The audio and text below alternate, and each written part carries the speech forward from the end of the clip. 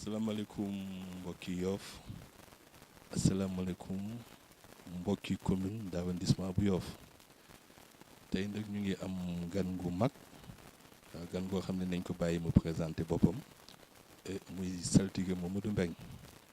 saltige Mamadou Mbeng nag ku ko dégg nag xam ne wàllu éducation si Yoff mu siy def ay jéego yu am solo kon nag gan gi ñu am dañ koy bàyyi rek mu présenté wu nuyu askan bi comme ça ñu jublu si liggéey bi kon saltige bismillah.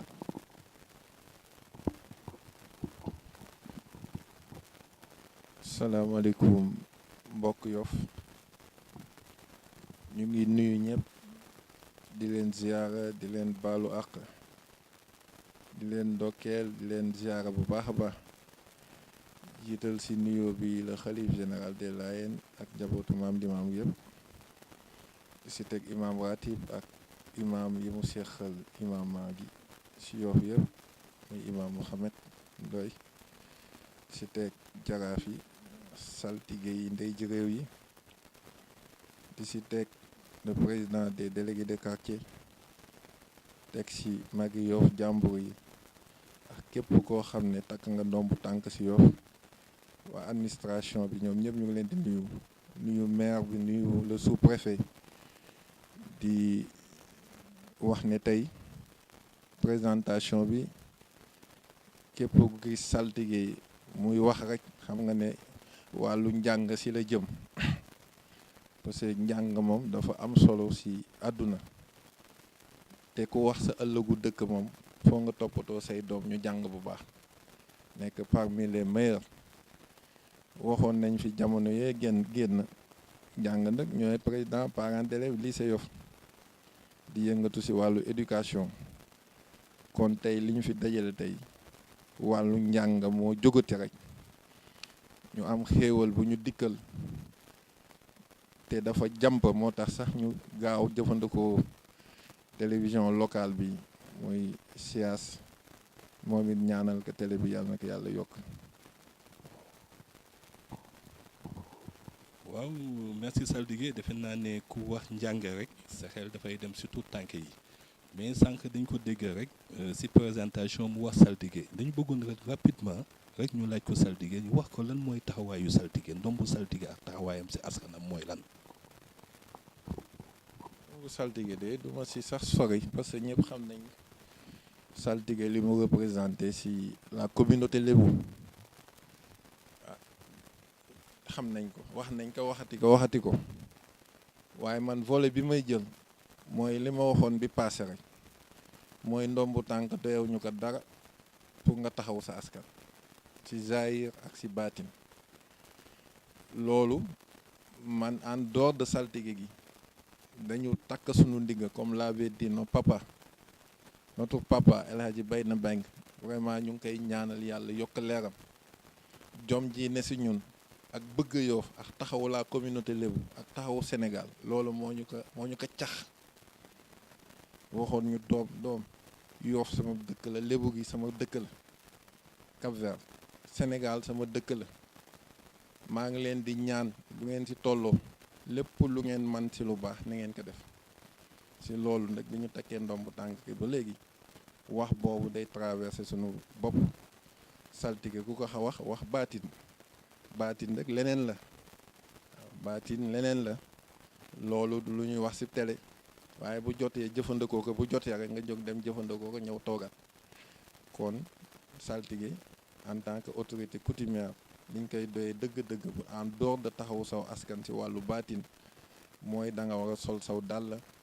di xool lu baax di xool luy jëmale Yoff kanam di dimbali nit ñi ci wàllu social ku am jafe-jafe nga taxawu ko loolu mooy sunu rôle kon loolu daal laa siy wax li des nag baatin la waaw. merci en tant que président des parents d'élèves bu lycée bu Yoff mais dañ la gis ñeenti at yi ñu génne yëpp ñu gis sa taxawaay ci wàllu éducation te sa taxawaay nag li ci dooree askan bi seetlu ko mooy ci CM Yoff bi te CM Yoff boobu léegi dañuy wax ne léegi ab lycée la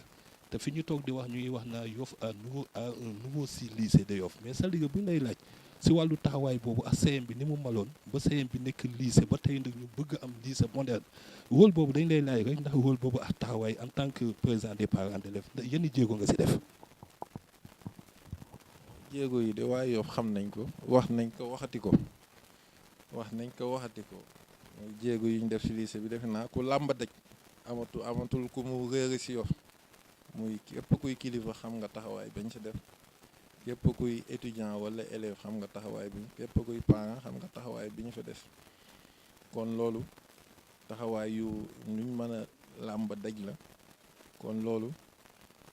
ñu ngi ciy sant yàlla di wax ne yàlla dolli courage ak ngëm-ngëm ak Pastef ba mission bi suñu waajur joxeñ ñu mën ko taxaw tey li ñu fi dajale éducation la yéen ñëpp xam ngeen ne ça fait 5 ans ñu ngi toppatoo wàllu njàng joxe ay bourse INSUP ñu amoon ndax moom partenariat ñu sant suñu jigéen bu ñu wax Ngone Mbeng bunte boobu ne am yoroon commission sociale ville de Dakar boobu bunte moo ñu ko ubbil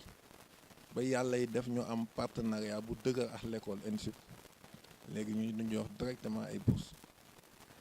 loolu def nañ annonce bi passé joxe nañ lu mat 450 étudiants am nañ tey lu ëpp 200 bourses am na yeneen école yu ñu démarché looloo tax ñu taxaw tey di def annonce boobu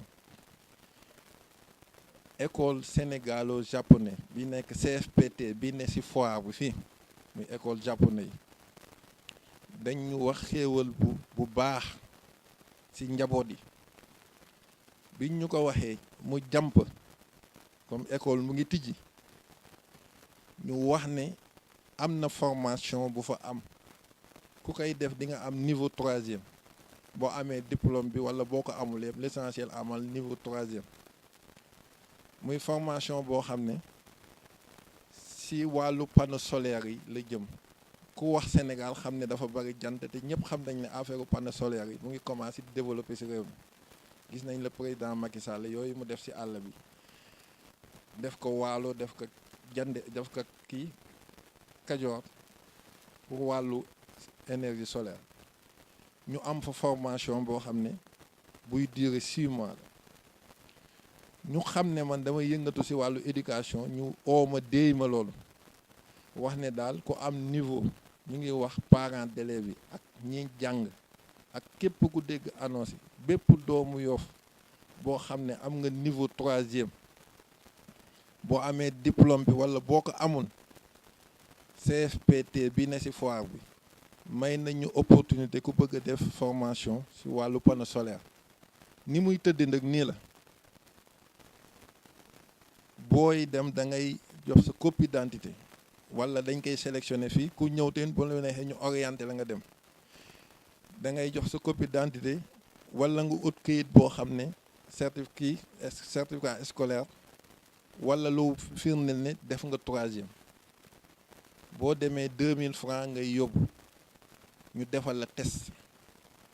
bu ñu paree ci loolu ba sélectionné la formation bi 6 mois lay durer ci biir 6 mois yi état bi dafa def subvention dafa subventionné formation bi à 95%. kon ku doon def formation bi normalement da nga war a fay 100 000 francs état bi subventionné ko à 95%. kon yow junne rek ngay fay bu fekkee formation bi da ngay def junne rek ngay fay par weer boo paree ñu jox la sa diplôme kon opportunité la te vraiment ñun dañu bëgg doomu Yoff yi am niveau yëpp ku nekk am diplôme boo xam ne bu liggéey jotee nga mën ko tàllal ñu jël la liggéey moo tax tey ñu télévision locale bi di jàllale information bi di wax ne daal opportunité boobu ñu ngi koy wax képp koo xam ne kilifa nga ñu ngi koy junj imam ratib demb ci jumaa ji barke demb pour ku ci bëgg a def formation rek nga ñëw laaj ñu wax la ni nga war a def ba nga mën a dem bénéficier ci formation boobu loolu moo ñu fi dajale tey ñu ne woon nañ ko def annonce bi di ñaan rek ñu ngi ci ouverture lycée Yoff ubbi na ay buntam pour les ouvertures mais nit ñi dañu dul am information que gouvernement bi le ministre de l'éducation nationale à travers l'IA mooy képp ku bëgg a jàng te war a dugg école lycée ba même boo amul inscription demal nga duggi école kenn amul droit élève bi ñàkk inscription ñu ne ko doo dugg. kon ñu ngi wax parents yi képp ku am doom yoo xam ne dafa war a jàngi lycée ba naka yóbbu mu dem inscrire bu amul 1000 francs sax na dem ñu dugal ko classe saa yu ma nee fay inscription fii ba 6 mois bu amee opportunité ba fay ko kon loolu lañ koy attirer attention parents d'élèves lycée yi mooy na ku nekk yóbbu doomam mu dugg classe après inscription bi beneen pàcc la ministère maye na loolu état bi te ku bëgg a dugg rek nañ la bàyyi nga dugg boo amulee inscription yi nag ñu ngi ciy discuter école bi am na lu mu lancé waaye loolu amagul concertation kon yóbbu leen élèves yi li ma leen di wax bu kenn joxe xaalis yóbbu leen xale yi ñu dugg bu ñu duggee ba pare bu ñu xamee ne nangam la ñu inscrire ñu waxaat ne nangam la ñu inscrire am 2 mois wala 3 wala 4 boo amee nga dem inscrire loolu mooy doxal affaire école bi kon di ñaan rek comme d'habitude ñun ku ñu xam-xam ne lu baax rek lañ xam xamuñu lu bon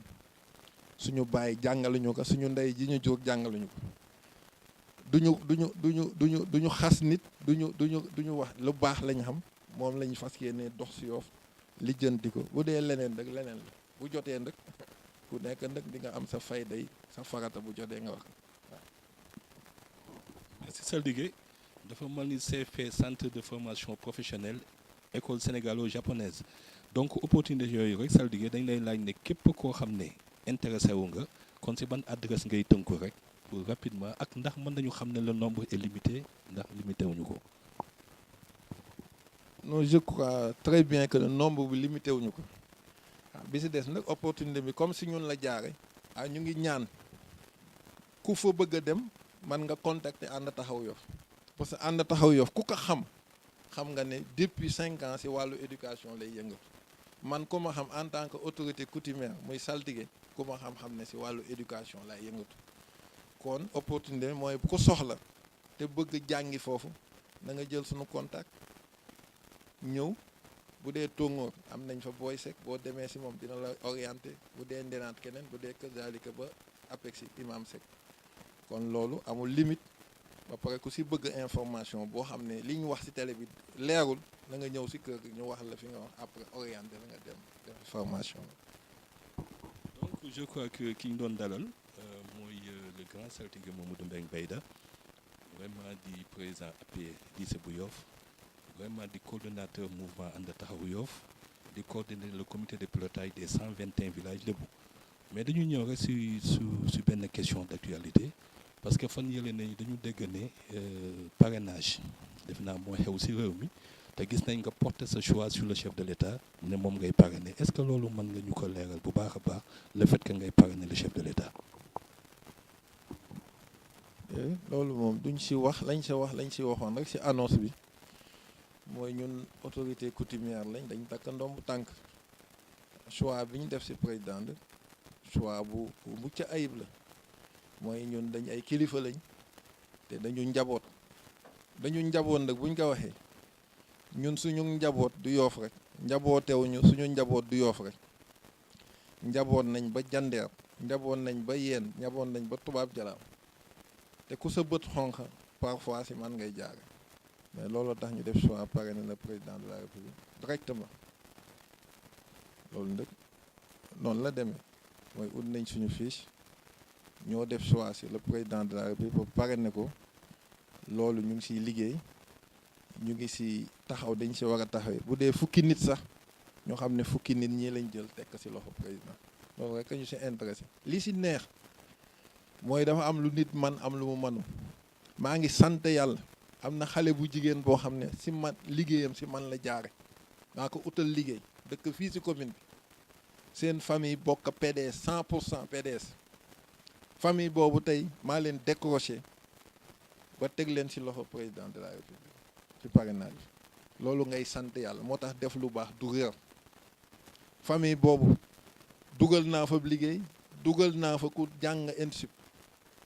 ba def na licence bi ma ñëwee di leen tooñ ne naan damay parrainer par exemple ñu ne ñun PDS lañ bokk mais saltige fii loo fi bëgg da nga koy am du ñu yem sax suñu famille jox ñu dem utal la ay parrainage man ngay nga def ne ndekete def lu baax noonu la amee solo ñooñu maa leen décroché teg leen si loxo président loolu ngay sant yàlla kon parrainage bi loolu la ñu ngi góorgóorlu ñu ngi ñii ñuy doyloo ñu ngi ñuy jox seen baat te ñun moom kenn mënuñoo ger ñun yàlla musal nañ suñu bàyyi daf ñu teel a wax doom Senghor bu ma ko toppoon Léopold Senghor bu may dem doom ju ne taa xam kaw laa koy bàyyi kon ñun suñu famille duñ famille boo xam ne dañuy xëy rek dem ci kaw di mbëkk nit ñi loo am yóbbu sa famille rus nañ loolu rus nañ ko man ku ma àndal rek lu leer laa lay wax mosuma laa wax lu lëndëm ku may jëflanteel tamit dama lay wax kaay toog mu jëflante liñ leen di jox bëgguma ci dërëm kon ñun noonu li ñuy dox lu leer la nit ñi nag mënoo leen comprendre bi ngay commencé dañ ne Khalifa Sall moo ñu jox ay millions moom la ñuy politigal tuumaal la mu metti mais Dieu est juste te nit lu mu wax dina ko waxaat ñu dem ba si biir ndekete ndax waxi kase la nga dem rek di parrainer président la libre nañ si on est libre parrainer le président si lañ ne si lañ te kenn mënuñu see jële ñun rek du ma trahir suma askan rus naa ko parce que suma bàyyi bi mu may jox ndombu tànk dafa am lu ma wax ne ma Yoff yàqu-yàqu yi bari na fexeel ba teg sa tànk fa ma ko tegoon ak mag ñi fañ ko tegoon mais looloo tax lu bari ñu di ko réussir kon ñun du ñuy wéet di complot Yoff du ñu yéeg ci kaw tamit di complot Yoff lépp lu ñu dox Yoff mu lu leer la te bu sottee Yoff gépp bu ñëwee Yoff dinañ xam ne ndekete diwu li mu doon dox lu baax politique nag lii ànd taxawu Yoff def mooy politique mooy utal nit ñi ay bourse ñu jàng ku bëgg a liggéey ñu utal la liggéey buñ ko mënee ku am problème boo ñëwee wax ñu jéem ci liñ man bu ñu mënul ñu dem suñu wëllëre ñu jàpp ci bi ci des man créé naa une société boo xam ne 14 doomi Yoff ñu ngi ciy liggéey man lu ma am rek maa ngay jaxal sama bopp jël naa 14 doomi Yoff fii ñuy liggéey di fayeeku 100 à 150 000 par mois loolu maa créé société boobu te loolu rek pour jël doomi Yoff yi nga xam ne liggéey nañ te amuñu opportunité am li ñu war a am ci seen métier ma créé société boobu am na ñetti at ñeent ñu ngi ciy jël seen wërsëg di ko yóbbu seen famille loolu ngay sant yàlla mooy Yoff ku ko taxawal rek yàlla fay la kon loolu la ñuy wax parrainage bi ñu ngi ci te bu sottee ñëpp dinañ xam ne sotti fañ ñu jëm xam duñ ko nëbb fii la ñuy toog wax ko devant tout le monde ñun luñ wax mën nañ ko waxat te luñ bëgg a def ci bayaal bii la ñu génn def ko bi ci buntu kër Yoff lañ dëkk kenn gënu fi kenn ab juddu ñun ñëpp ñoo bokk xamante nañ kon jarul wax ju ñaaw loo wax nit rek mën na la ko dellu waaye man sama baay yarew ma lool su ma ndey yarew ma lool kon ñu ngi sant yàlla di sant Yoff di sant képp kilifa gu fi ne li may def ku ci mas a jàppaax ku ci mas a ñaan maa ngi lay sant man duma fëkk jëf ñëpp kon yàlla ñu yàlla defal jàmm ci Yoff politique la politique day jàll ñun nag politique choix bi ñu def mooy seet lu baax rek di dimbali nii loolu mooy suñu choix politique comme le faisait Baye Bayda faisait Baye Jaraaf Talla Diagne le faisait Baye Jaraaf Thierno Diop Gueye Baye Ndiaga Ndoye ñoom saltige Baye Youssou Ndir ñooñu ay Baye Ngaali Diène yooyu lañ fi newoon naka ndombu tànk di dimbali seen askan vraiment loolu lañ ci doon wax actualité boobu di ñaan rek Yoff xat na ñun ñëpp a bokk ku ne na ut li muy ut rek dañu uti ko ci uteen lu rafet koo xas rek mën na la xas te ñun suñu bàyyi dañu waxoon doom bu leen xas waaw bu leen xas mukk dañu ko tere bu leen tuumaal nit dañu ko tere waaw koo xas rek sa mbokk nga xas koo tuumaal rek sa mbokk nga tuumaal kon ñun dañ ñu yar te politique moom waaw am nañ fayda nag ku ñu tànn nag wax ne diw bi lañ tànn te feexi fan dinañ xam ñun fi ñu jëm fan la incha allah. jërëjëf grand saltige kon dafa mel ni ñu ngi tàggoo askan wi di jiital suñuy remerciement Yoff Mbollo TV di ko jaale si siyaas di ko jox manjoon mu jotalal ñu ko di remercier saltige defe naa ne taxawaayam defe naa si Cap-Vert kenn du ko naatable ndax mission ça fait 7 ans muy initier l'unité de la communauté lébu du Cap-Vert donc unité boobu noonu am na fu mu commencé delloo lébu yi valeur yi ñu pertuloon valeur yi si bari sentir nañ ne mu si taxawaayam valeur yaa ngi dellu si le choix de ku Ablaye Matar porté ci moom parce que dañuy dégg ne Yoff mosul a nekk aw dàll woon ak Yoff 1432 si histoire la Yoff sosu lépp loo xam ne askan wi mas nañ ko soxla Yoff lañ koy waxtaane Yoff lañ koy diisoo Yoff lañ koy doxee kon Ablaye Matar trompé wul juumul porte choix am mu coordonné les 121 villages lébu kon saltige ñu ngi lay delloo micro bi rek nga sant kilifa yi comme ça nga mën a tëj jotaay bi ba beneen yoon incha allah. ñu koy tëj rek mooy ñaan yàlla ouverture yi ñu tàmbali yàlla na si yàlla def barke def si tawféex liñ si bëgg yëpp suñu njaboot réussir yàlla na ko yàlla mottali sant kilifa yi sama famille maam Limaamu sant imam ratib comme d'habitude di leen gën a tàllalaat loxo jaraaf yëpp maa ngi leen di sant ndey jëréew yi saltige yi magi Yoff jàmbur Yoff Frey Yoff président délégué de quartier yi ak képp ku takk ndombu tànk la commune sous-préfet ñëpp ñu ngi leen di sant di ñaan lépp lu ñu def rek ku si dugal loxaam rek ñu ngi lay sant di ñaan Yoff yàlla na fi yàlla def jàmm yàlla def fi xol yu ubbeeku leer ba ñu mën a jëmale Yoff kanam noonu la ku ne day am looy def rek andi si Yoff ku ne rek boo génnee fexeel ba li koy toppatoo na dugg Yoff rek ñun ci loolu lañ ne te du benn nit rek mooy dajale yëpp di ko andi Yoff da ngay am loo man am loo télé